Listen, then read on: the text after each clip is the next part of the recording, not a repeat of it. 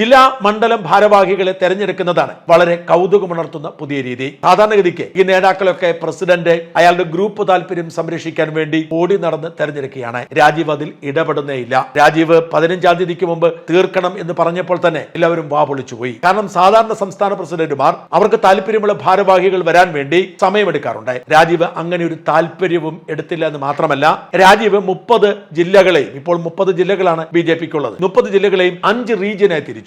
ഈ ഒരു റീജിയനിൽ 6 ജില്ലകളെ ഉൾപ്പെടുത്തി. എന്നിട്ട് 5 നേതാക്കളെ ഈ 6 ജില്ല ഉൾപ്പെടുന്ന 5 റീജിയനുകൾക്കും ചുമതലപ്പെടുത്തി. അവരോട് പറഞ്ഞു, നിങ്ങൾ അവിടുത്തെ ജില്ലാ പ്രസിഡന്റിനോടും മറ്റ് മണ്ഡലം പ്രസിഡന്റിനോടും ഒക്കെ ആലോചിച്ച് ഓരോ ജില്ലയിലെയും ഭാരവാഹികൾ ആര് വേണമെന്ന് തീരുമാനിച്ച് എനിക്ക് ലിസ്റ്റ് തരൂ. 15-ാം തീയതിക്ക് മുമ്പ് ലിസ്റ്റ് തരണം. എനിക്ക് അറിയേണ്ട കാര്യമേ ഇല്ല.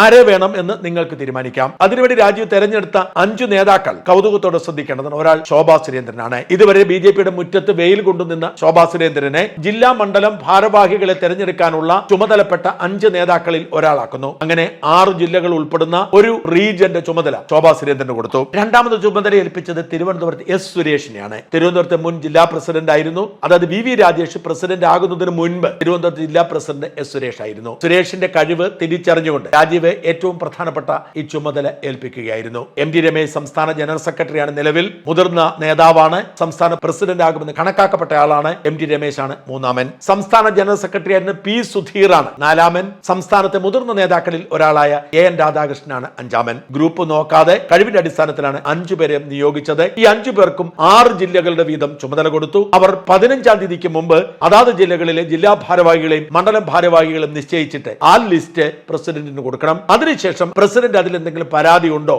അതിലേതെങ്കിലും വ്യക്തി താല്പര്യം കടന്നുകൂടിയിട്ടുണ്ടോ എന്ന് പരിശോധിക്കും, എന്നിട്ട് പ്രഖ്യാപിക്കും. അതായത് ജില്ലാ ഭാരവാഹികളുടെ കാര്യത്തിലും മണ്ഡലം ഭാരവാഹികളുടെ കാര്യത്തിലും തനിക്ക് ഒരു താല്പര്യവുമില്ല, പാർട്ടിയുടെ താല്പര്യം സംരക്ഷിക്കട്ടെ എന്ന നിലപാടാണ് പുതിയ പ്രസിഡന്റ് എടുത്തിരിക്കുന്നത്. ഇത് BJPയിൽ പതിവുള്ളതല്ല.